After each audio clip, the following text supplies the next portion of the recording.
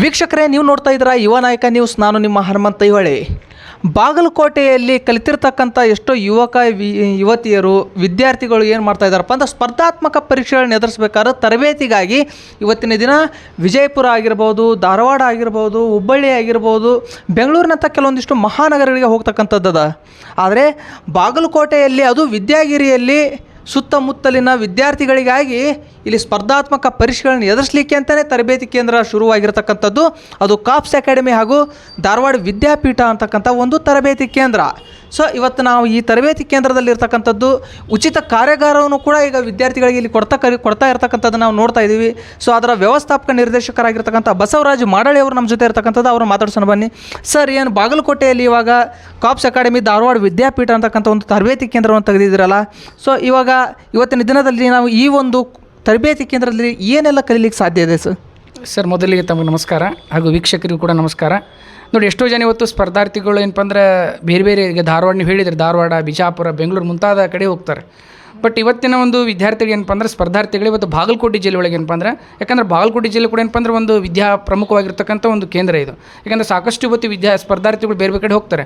But ಆ ಒಂದು ಉದ್ದೇಶಕ್ಕೋಸ್ಕರ ಏನಪ್ಪ ಅಂದರೆ ಇವತ್ತು ಇಲ್ಲಿ ಕಾಪ್ಸ್ ಅಕಾಡೆಮಿ ಮತ್ತು ಧಾರವಾಡ ವಿದ್ಯಾಪೀಠ ಬಾಗಲಕೋಟೆ ಅಂತ ಒಂದು ಕೇಂದ್ರವನ್ನು ನಾವು ಸಂಸ್ಥೆನ ಸ್ಥಾಪನೆ ಮಾಡಿದ್ವಿ. ಇಲ್ಲಿ ಕೇಂದ್ರ ಮತ್ತು ರಾಜ್ಯ ಸರ್ಕಾರಗಳಿಗೆ ಸಂಬಂಧಪಟ್ಟಿರ್ತಕ್ಕಂಥ ಎಲ್ಲ ಸ್ಪರ್ಧಾತ್ಮಕ ಪರೀಕ್ಷೆಗಳ ಬಗ್ಗೆ ಕೂಡ ನಾವು ಇಲ್ಲಿ ಮಾಹಿತಿ ಕೊಡ್ತಕ್ಕಂಥದ್ದು. ಈಗ ಕೇಂದ್ರ ಸರ್ಕಾರದಲ್ಲಿ ಏನಪ್ಪ ಅಂದ್ರೆ ಇರತಕ್ಕಂಥ ಒಂದು RRB ಇರ್ಬೋದು, SSC GD ಇರ್ಬೋದು, ಆಮೇಲೆ ಅಗ್ನಿವೀರ್, BSF, ಈ ಥರ ಮುಂತಾದ ಏನಪ್ಪ ಅಂದರೆ ಕೇಂದ್ರ ಸರ್ಕಾರಕ್ಕೆ ಸಂಬಂಧಪಟ್ಟಿರ್ತಕ್ಕಂಥ ಬ್ಯಾಂಕಿಂಗ್ ವ್ಯವಸ್ಥೆ ಇರ್ಬೋದು, ಅದ್ರ ಬಗ್ಗೆ ಕೂಡ ಏನಪ್ಪ ಅಂದ್ರೆ ನಾವಿಲ್ಲಿ ತರಬೇತಿಯನ್ನು ಕೊಡ್ತಕ್ಕಂಥದ್ದು. ಜೊತೆಗೆ ಏನಪ್ಪ ಅಂದರೆ ಈಗ ಜೊತೆಗೆ ರಾಜ್ಯಕ್ಕೆ ಸಂಬಂಧಪಟ್ಟಾಗ ನಮಗೆ ಸ್ಟೇಟಿಗೆ ಸಂಬಂಧಪಟ್ಟಾಗೆ PSI ಇರ್ಬೋದು, KS ಇರ್ಬೋದು, PC ಇರ್ಬೋದು, ಏನಪ್ಪ ಅಂದರೆ ಸಾಕಷ್ಟು ಏನಪ್ಪ ಅಂದರೆ SCDA, FDA, PDO, village accountant officer, ಇವೆಲ್ಲವೂ ಕೂಡ ಏನಪ್ಪ ಅಂದರೆ ಇಲ್ಲಿ ನಾವು ಒಂದು ಕೋಚಿಂಗನ್ನು ಸ್ಟಾರ್ಟ್ ಮಾಡಿರ್ತಕ್ಕಂಥದ್ದು. ಸರ್, ಈ ಕೋಚಿಂಗ್ನಲ್ಲಿ ಉಪನ್ಯಾಸ ಮಾಡ್ತಕ್ಕಂಥ ಉಪನ್ಯಾಸಕರು ಎಲ್ಲಿಂದ ಬಂದಿರತಕ್ಕಂಥದ್ದು, ಅವ್ರಿಗೆ ಮಾತು ಯಾವ ರೀತಿಯಾಗಿರ್ತಕ್ಕಂಥ ಅನುಭವಿಸ್ತಾರೆ ಸರ್ ಅವರೆಲ್ಲ? ಸರ್, ಮೊದಲಿಗೆ ಹೇಳ್ಬೇಕಂತಂದರೆ ನಾನು ಕೂಡ ಸ್ಪರ್ಧಾತ್ಮಕ ಪರೀಕ್ಷೆಗಳಲ್ಲಿ ಏನಪ್ಪ ಅಂದರೆ 10 ವರ್ಷ ಟೀಚಿಂಗ್ ಫೀಲ್ಡಲ್ಲಿ ಇರ್ತಕ್ಕಂಥವ್ರು ಮತ್ತು ಕರ್ನಾಟಕದ ಹಲವಾರು ಪ್ರತಿಷ್ಠಿತ ಸಂಸ್ಥೆಗಳು ಕೂಡ ನಾನು ಕ್ಲಾಸನ್ನು ಮಾಡಿರ್ತಕ್ಕಂಥದ್ದು. ಬೆಂಗಳೂರು ಇರ್ಬೋದು, ಧಾರವಾಡ, ಹೀಗೆ ಬಿಜಾಪುರ ಮುಂತಾದಲ್ಲಿ ಏನಪ್ಪ ಅಂದರೆ ಕೆಲವು ಕಡೆ ಏನಪ್ಪ ಅಂದರೆ ನಾನು ಕ್ಲಾಸನ್ನು ಮಾಡಿದೆ. ಯಾಕಂದ್ರೆ 10 ವರ್ಷಗಳ ಕಾಲ ನಾನು ಅನುಭವ ಇರತಕ್ಕಂಥದ್ದು. ಬಟ್ ನಮ್ಮದು ಕೂಡ ಧಾರವಾಡ ಪ್ರಾಪರ್. ಬಟ್ ಆದರೆ ಈ ಬಾಗಲಕೋಟೆಗೆ ಏನಪ್ಪ ಅಂದರೆ 2016-17ರಲ್ಲಿ ನಾನು ಒಂದು ಗೌರ್ಮೆಂಟ್ ಫ್ರೀ ಬ್ಯಾಚಿಗೆ ಕ್ಲಾಸ್ ಮಾಡಲಿಕ್ಕೆ ಬರ್ತಿದ್ದೆ, ಎಂಪ್ಲಾಯ್ಮೆಂಟ್ ಆಫೀಸರು. ಅದಕ್ಕೋಸ್ಕರ ಏನಪ್ಪ ಅಂದ್ರೆ ಒಂದು ಬಾಗಲಕೋಟೆಗೆ ಸಂಬಂಧ ಇರತಕ್ಕಂಥ ಅದಕ್ಕೊಂದು ಬಾಗಲಕೋಟೆ ಒಳಗೆ ಯಾಕೆ ಮಾಡಬಾರ್ದು ಅಂತೇಳಿ ಇನ್ನೊಂದು ಮೇನ್ ಉದ್ದೇಶ ಏನಪ್ಪ ಅಂದರೆ ಈ ಬಾಗಲಕೋಟೆಯಲ್ಲಿ ಕಾಪ್ಸ್ ಅಕಾಡೆಮಿಯನ್ನು ಸ್ಥಾಪನೆ ಮಾಡಲಿಕ್ಕೆ ಮೇನ್ ಕಾರಣ ಯಾರಪ್ಪ ಅಂತಂದರೆ ಇದೇ ಬಾಗಲಕೋಟೆ ಜಿಲ್ಲೆಯ ಗ್ರಾಮೀಣ ಪೊಲೀಸ್ ಠಾಣೆ PS ಆಗಿರ್ತಕ್ಕಂಥ ಶರಣಬಸಪ್ಪ ಸಂಗಳ ಸರ್ ಅವರು. ಯಾಕಂದರೆ ಅವರು ಕೂಡ ಧಾರವಾಡದಲ್ಲಿ ಕೋಚಿಂಗ್ ಕಲ್ತಕ್ಕಂಥವ್ರು. ಅದಕ್ಕೆ ಅವ್ರು ಏನಪ್ಪ ಅಂದರೆ, ಸರ್ ನಮ್ಮ ಬಾಗಲಕೋಟೆ ಭಾಗಕ್ಕೆ ಒಂದು ಸ್ಪರ್ಧಾರ್ಥಿಗಳಿಗೆ ಏನಪ್ಪ ಅಂದ್ರೆ ಅನುಕೂಲ ಆಗಲಿ. ಯಾಕಂದರೆ ಇವತ್ತು ಧಾರವಾಡಕ್ಕೆ ಹೋದರೆ ಭಾಳಷ್ಟು ಖರ್ಚು ವೆಚ್ಚ ಇರತಕ್ಕಂಥದ್ದು. ಯಾಕಂದರೆ ಸರ್ ಯಾಕಂದರೆ ಇಲ್ಲಿ ಮೊದಲಾಗಿ ನಂಗೆ ಏನಪ್ಪ ಅಂದ್ರೆ ಇವತ್ತು ಸಾಕಷ್ಟು ಖರ್ಚು ವೆಚ್ಚಗಳು ಇರ್ತಕ್ಕಂಥದ್ದು. ಬಟ್ ಅದಕ್ಕೆ ಇಲ್ಲಿ ಎಷ್ಟೋ ಸ್ಪರ್ಧಾರ್ಥಿಗಳು ಬಾಗಲಕೋಟೆ ನಮ್ಮ ಭಾಗ ಅನುಕೂಲ ಆಗಲಿ, ಈ ಭಾಗದ ವಿದ್ಯಾರ್ಥಿಗಳು ಅನುಕೂಲ ಆಗಲಿ ಅಂತೇಳಿ ಶರಣಬಸಪ್ಪ ಸಂಗಳ ಸರ್, ಈಗ ಪ್ರೆಸೆಂಟ್ ಬಾಗಲಕೋಟೆ ಗ್ರಾಮೀಣ PSI ಸರ್ ಇದ್ದಾರೆ. ಅವ್ರು ಏನಪ್ಪ ಅಂದ್ರೆ ಅವರು ಪ್ರೇರಣೆ ಮತ್ತು ಮಾರ್ಗದರ್ಶನದ ಮೇರೆಗೆ ಇದು ಸ್ಥಾಪನೆ ಮಾಡಿದ್ದು. ಯಾಕೆಂದರೆ ಸಾಕಷ್ಟು ನಾವು ಯೂಟ್ಯೂಬಲ್ಲಿ ಕೂಡ ಕ್ಲಾಸ್ ಮಾಡಿದ್ದೇನೆ. ಮೊದಲು ಏನಪ್ಪ ಅಂದರೆ ನಾನು ವ್ಯವಸ್ಥಾಪಕ ನಿರ್ದೇಶಕ ಆಗಲಿಕ್ಕೆ ಕಾರಣ ಏನಪ್ಪ ಅಂದರೆ ನಾನು ಈ ಟೀಚಿಂಗ್ ಫೀಲ್ಡ್ ಇರ್ತಕ್ಕಂಥದ್ದು. ಯಾಕೆಂದ್ರೆ ನನಗೆ ಗೊತ್ತದ ಸ್ಪರ್ಧಾರ್ಥಿಗೆ ಏನು ಹೇಳ್ಬೇಕು, ಏನು ಕೊಡ್ಬೇಕು, ಏನಿಲ್ಲ ಅಂತೇಳಿ.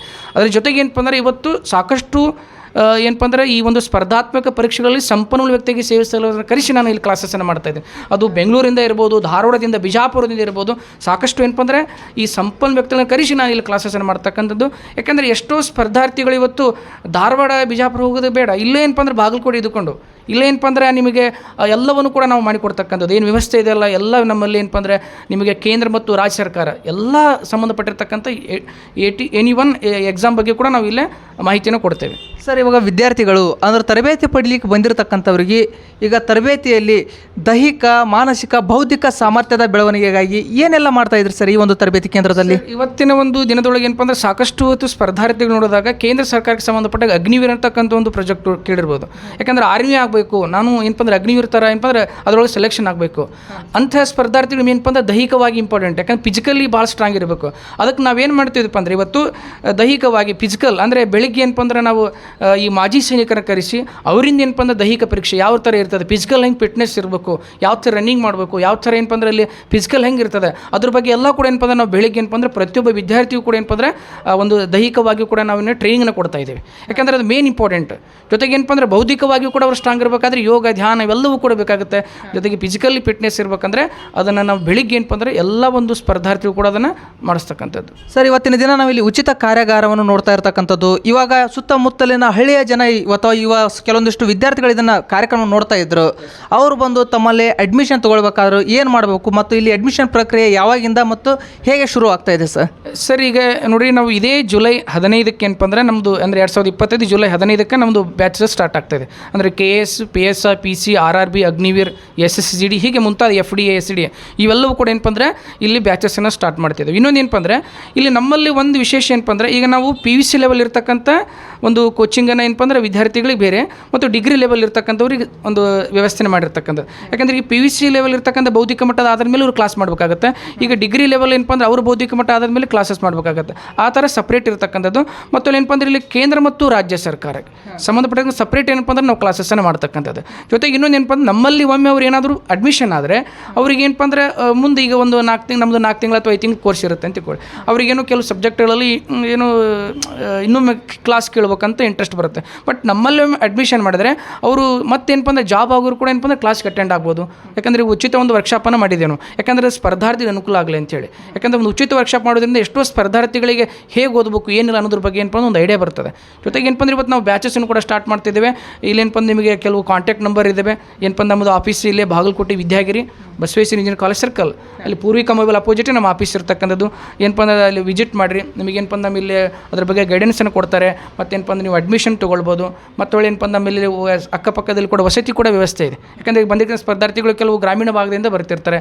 ಅವರಿಗೆ ಹೋಗಲಿಕ್ಕೆ ಕೂಡ ಏನಪ್ಪ ಅಂದರೆ ಸ್ವಲ್ಪ ಅಸ್ತವ್ಯಸ್ತ ಆಗುತ್ತೆ. ಅಂಥವ್ರು ಏನಪ್ಪ ಅಂದರೆ PG ಒಳಗೆ ಇರಬೇಕು ಅಂತ ಅದು ಕೂಡ ನಮ್ಮಲ್ಲಿ ಏನಪ್ಪ ಅಂದ್ರೆ ಒಂದು ಊಟದ ವ್ಯವಸ್ಥೆ ಕೂಡ ಇರತಕ್ಕಂಥದ್ದು. ಈ ಥರ ಎಲ್ಲ ಒಂದು ವ್ಯವಸ್ಥಿತಬದ್ಧವಾಗಿರ್ತಕ್ಕಂಥದ್ದು. ಸರ್, ಒಂದು ಹೇಳ್ತೀನಿ ಏನಪ್ಪ ಅಂದರೆ ನೀವು ಧಾರವಾಡಕ್ಕೆ ಹೋಗೋದಕ್ಕಿಂತ ಅಥವಾ ಅಲ್ಲಿ ಬೇರೆ ಹೋಗೋದಕ್ಕಿಂತ ಇಲ್ಲೇ ಬಾಗಲಕೋಟೆ ಜಿಲ್ಲೆ ಒಳಗೆ ಏನಪ್ಪ ಅಂದ್ರೆ ಕಲಿದ್ರಿ. ಯಾಕಂದ್ರೆ ನಿಮ್ಗೆ ಅನುಕೂಲ ಆಗುತ್ತೆ. ಈಗ ಯಾಕಂದರೆ ಪೇರೆಂಟ್ಸ್ ತಿಂಗಳ ಹಾಕಬೇಕಾಗುತ್ತೆ ಅವರು ದುಡ್ಡು. ಯಾಕಂದ್ರೆ ನಿಯರೆಸ್ಟ್ ಒಂದು 34 ಕಿಲೋಮೀಟರ್ ಊರು ಇರ್ತದೆ. ಇವತ್ತು ಸರ್ಕಾರ ಕೂಡ ಸಾಕಷ್ಟು ಏನಪ್ಪ ಅಂದರೆ ಇವತ್ತು ನೋಡಿರ್ಬೋದು ಮಹಿಳೆಯರು ಕೂಡ ಬಂದಿರತಕ್ಕಂಥದ್ದು. ಯಾಕಂದರೆ ಒಂದು ಉಚಿತ ಪ್ರಯಾಣ ಇರತಕ್ಕಂಥದ್ದು, ಹೋಗೋದು ಕೂಡ ಬರೋದು ಮಾಡ್ಬೋದು. ಒಂದು ಒಳ್ಳೆಯ ಅದನ್ನು ಒಂದು ಸದುಪಯೋಗ ಪಡ್ಕೋಬೇಕು ಅಂತ ನಾನು ಕೂಡ ಹೇಳ್ತೀನಿ ಸರ್. ನೋಡಿದ್ರಲ್ಲ ವೀಕ್ಷಕರೇ, ಕಾಪ್ಸ್ ಅಕಾಡೆಮಿ ಹಾಗೂ ಧಾರವಾಡ ವಿದ್ಯಾಪೀಠ ಬಾಗಲಕೋಟೆ ಅಂತಕ್ಕಂಥ ಈ ಒಂದು ತರಬೇತಿ ಕೇಂದ್ರ ಏನಿದೆಯಲ್ಲ, ನೀವು ಸುಮಾರು ಧಾರವಾಡ, ವಿಜಯಪುರ, ಬೆಂಗಳೂರವರೆಗೂ ಹೋಗಿ ಕಲಿಯೋದಕ್ಕಿಂತ ಕಡಿಮೆ ವೆಚ್ಚದಲ್ಲಿ ಗುಣಮಟ್ಟದ ಒಂದು ತರಬೇತಿಯನ್ನು ಬಾಗಲಕೋಟೆಯ ಈ ತರಬೇತಿ ಕೇಂದ್ರದಲ್ಲಿ ಪಡೀಬಹುದು ಅಂತಕ್ಕಂಥ ಒಂದು ಮಾತನ್ನು ಇಲ್ಲಿಯ ವ್ಯವಸ್ಥಾಪಕ ನಿರ್ದೇಶಕರಾಗಿರ್ತಕ್ಕಂಥ ಬಸವರಾಜ್ ಮಾಡಳ್ಳಿಯವರು ಹೇಳ್ತಕ್ಕಂಥದ್ದು. ಜೊತೆಗೆ ಪ್ರೇರಣೆ ಮತ್ತು ಮಾರ್ಗದರ್ಶಕರಾಗಿ ಬಾಗಲಕೋಟೆಯ ಗ್ರಾಮೀಣ ಪೊಲೀಸ್ ಠಾಣೆಯ PSI ಅವರಾಗಿರ್ತಕ್ಕಂಥ ಶರಣಬಸಪ್ಪ ಸಂಗಳದವರ ಮಾರ್ಗದರ್ಶನದಲ್ಲಿ ಇಲ್ಲಿ ಕೆಲವೊಂದಿಷ್ಟು ವಿದ್ಯಾರ್ಥಿಗಳು ನಡೀತಾ ಇರತಕ್ಕಂಥದ್ದು. ಮುಂಬರುವ ದಿನಗಳಲ್ಲಿ ಅಂದರೆ ಭವಿಷ್ಯದಲ್ಲಿ ಅವರು ಕೂಡ ಉತ್ತುಂಗಕ್ಕೆ ಏರ್ತಕ್ಕಂಥ ಒಂದು ಸಾಧ್ಯತೆ ಹೆಚ್ಚಾಗಿರೋದನ್ನು ನಾವಿಲ್ಲಿ ಕಾಣ್ಬೋದು. ನೀವು ಈ ಉತ್ತಮ ವ್ಯಾಸಂಗಕ್ಕಾಗಿ ಗುಣಮಟ್ಟದ ತರಬೇತಿಗಾಗಿ ಸಂಪರ್ಕಿಸಿ ಕಾಪ್ಸ್ ಅಕಾಡೆಮಿ ಹಾಗೂ ಧಾರವಾಡ ವಿದ್ಯಾಪೀಠ ಬಾಗಲಕೋಟೆ.